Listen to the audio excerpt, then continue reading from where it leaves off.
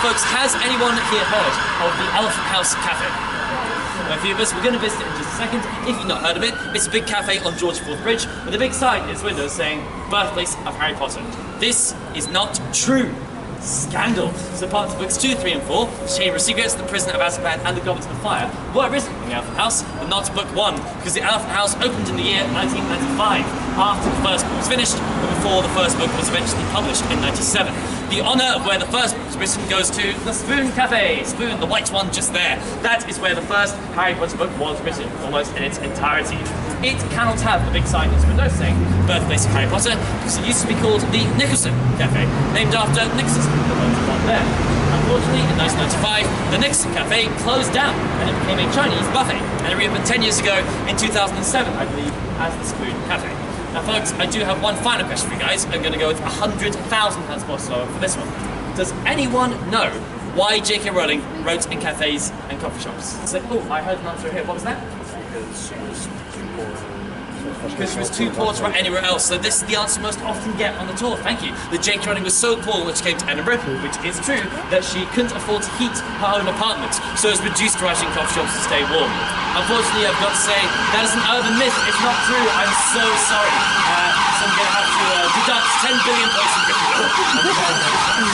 Yes, very sorry. Gryffindor loses 10 billion points there. To your credit, I actually believe this as well before we started doing these tours, and it's still the answer most often get. It's very, very understandable why this myth still pervades. Now, it's true that when J.K. Rowling came to Edinburgh, she was an incredibly poor individual. She was a single mum, recently divorced, living off state benefits, no regular employment. She famously found it very difficult to scrape together pennies. The notion that she had to write in coffee shops to stay warm is, thankfully for her at least, untrue. This is a rumour started by a newspaper in this country called the Daily Mail. Now, they started this rumour because they wanted to perpetuate a rags to riches image of J.K. Rowling and portray her as a Cinderella figure. Someone who started out incredibly poor, then became incredibly wealthy, almost overnight, as if by magic.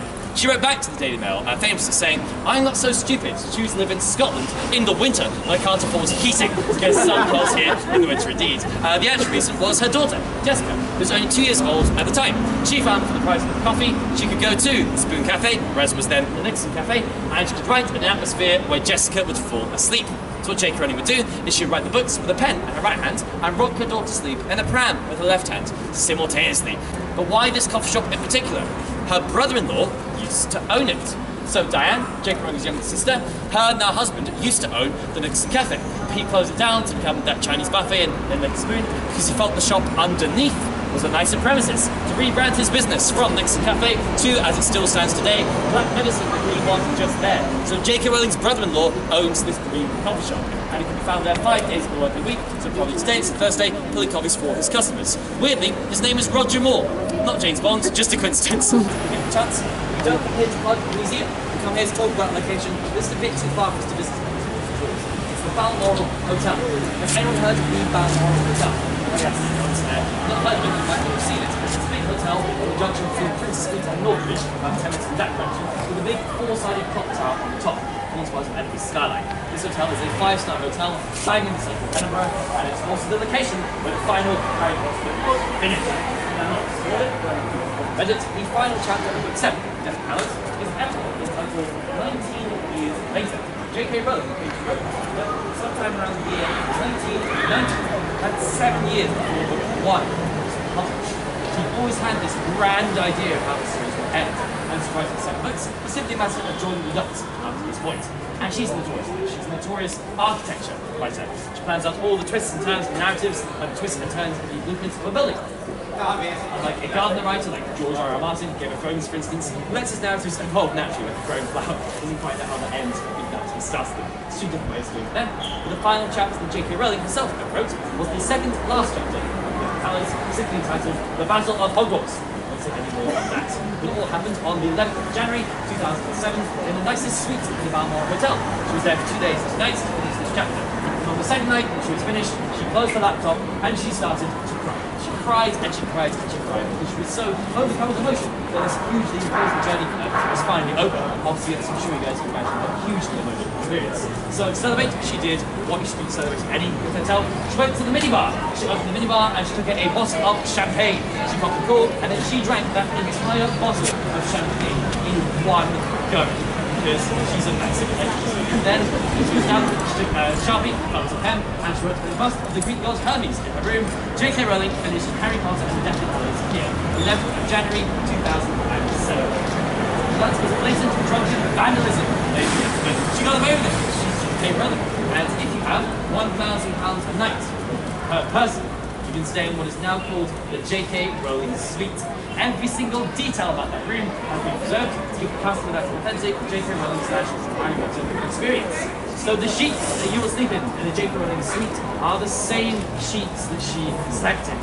Or at least they were until the year 2010, but they discontinued it this after 3 years because it's just a bit weird. There's only two minor differences now.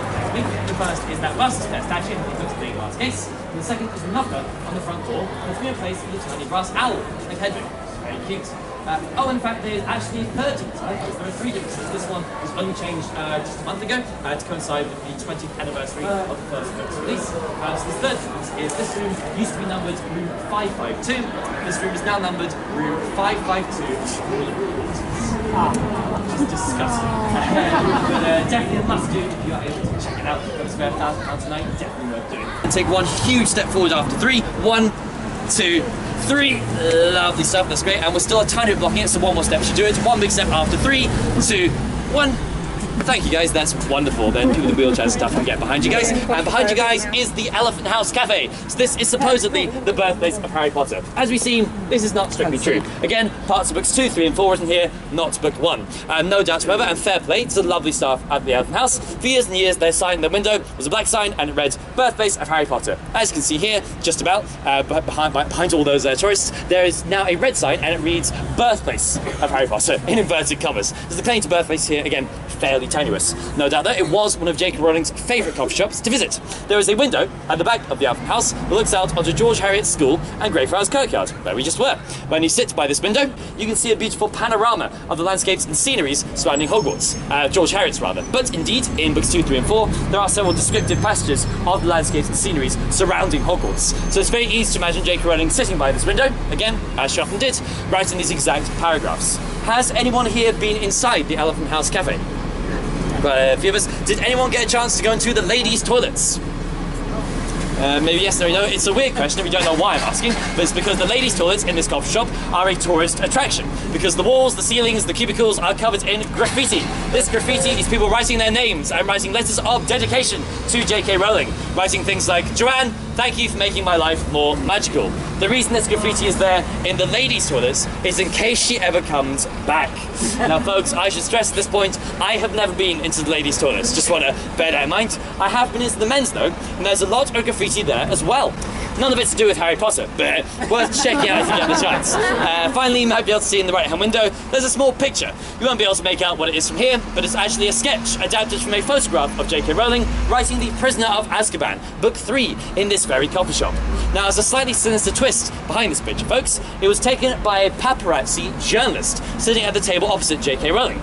So what journalists from publications like the Daily Mail were still trying to do at this point is they were hounding J.K. Rowling and still trying to publish articles about how poor she was. Even though by this point, writing book 3, she had just signed a multi-million-dollar publishing deal in the United States of America. So it's fair to say was doing pretty okay for herself by this point. But she didn't particularly enjoy newspapers writing these articles about how poor she was and having journalists take pictures of her at this distance. Very understandably. So around about the time she was writing book 4, she stopped writing coffee shops altogether.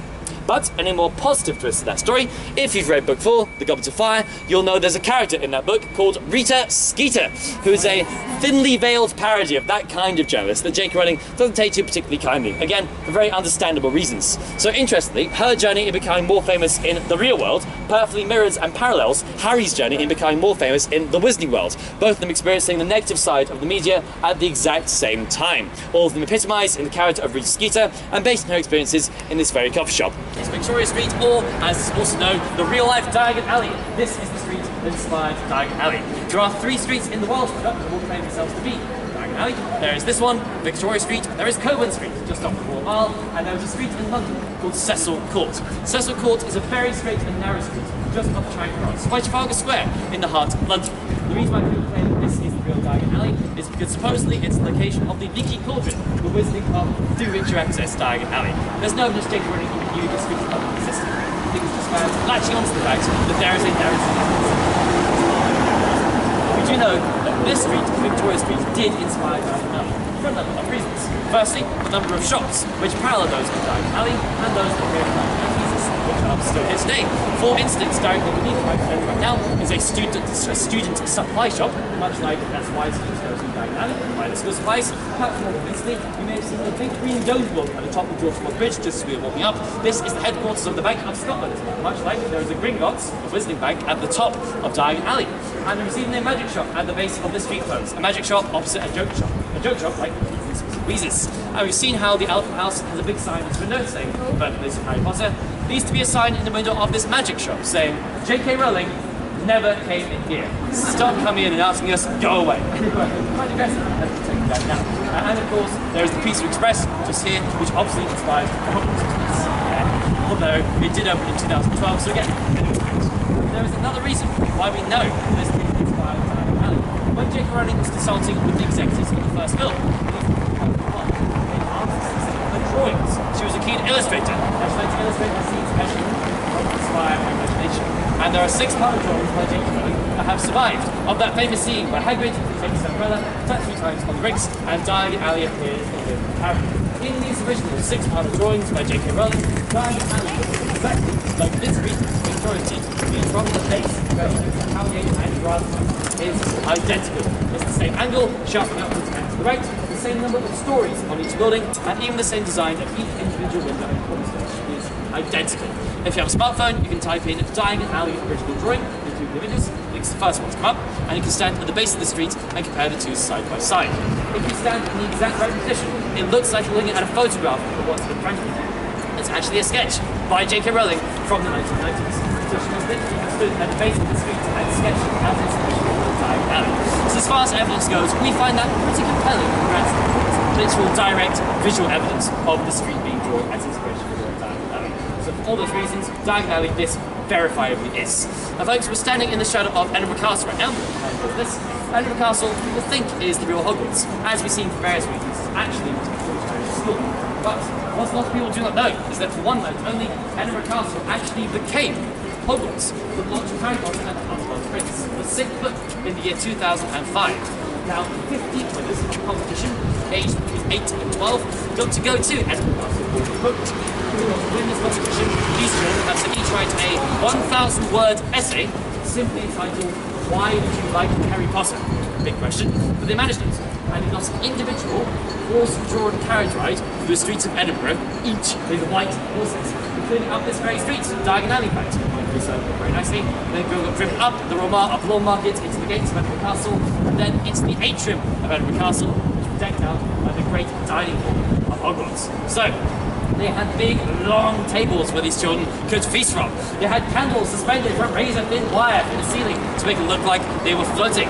They had a cinematographic projector on the ceiling to make it look like the night sky, as depicted in the books and films. They had wizards who would appear in a puff of smoke, deliver the children their food, and then disappear again with a bang, like apparition. They had sword swallowers, they had fire breathers, they had statues of huge metallic dragons breathing fire. And it even had owls, lazy dens, flying around the roof and defecating everywhere, which in hindsight was a bad decision. And then, on the 12th strike of midnight, J.K. Rowling through a secret tapestry in the wall of Edinburgh Castle, and she sat down and read an extract from the secret book.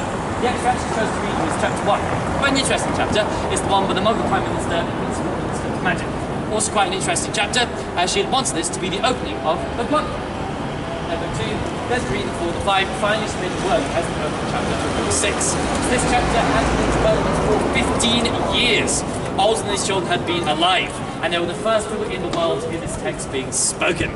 And then at 2 AM they got to meet J.K. Rowling individually, and they got a signed first edition copy of the book each. So for these kids, a pretty magical experience. And so, ladies and gents, in the shadow of one night only, the real life Hogwarts, and on top of the real life Diagon Alley, we end our tour. Thank you all so much for coming along.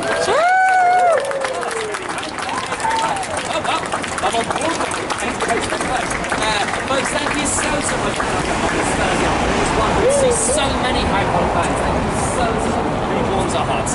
This is my least favourite part of the tour though, folks. Partly because I may never get to see any of your gorgeous faces ever again, but also because I have to do 3 very boring pieces of admin. The first is Mr. Ollivander would like his wands back. So in just a second, I'm going to pass around the sorting hat to stick ones in. But I'm going to pass this around for another reason, where I get to do this speech, where I say, ladies and gents, this has been a free tour. We need to operate on ticket sales, we operate on tips at the end. So the way this system works is very relaxed and simple. If you've got money, we want to take it. It's that simple. The average tour in Edinburgh costs between £5 and £50, so if you thought the tour was average, feel free to stick £10 in. If not, 5 is absolutely fine. Whatever you felt the tour was about. If you're rich, you can say, feel free to put more in. If you're a foreign national, haven't quite got used to the Scottish currency, it is confusing. In Edinburgh, the Scottish £5 notes are big and pink and have the number 50 written on them. Just so you know. Thank you all very much in advance for your generosity. So what I'll do for you guys is I'll pass the sorting out around there, it will trickle its way down, stick one of the stations in there, and the final thing to mention here, folks, is if you enjoyed the tour, why not leave us a review on TripAdvisor? If you enjoyed the tour, my name was Will. If you hated it, my name was Deborah.